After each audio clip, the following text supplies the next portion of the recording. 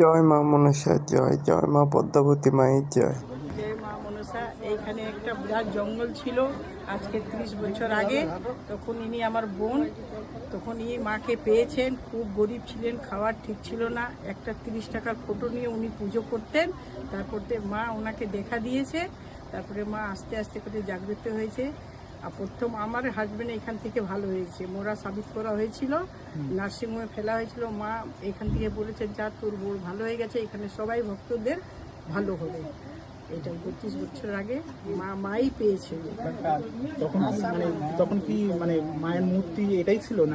না, মূর্তি ছিল না, কিছুই ছিল না। পটে ছিল, পটে। ছবিতেই পুজো হতো। ছবিতে পুজো হতো।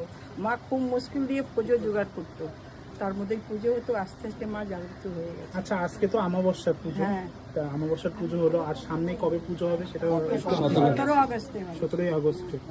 আর কত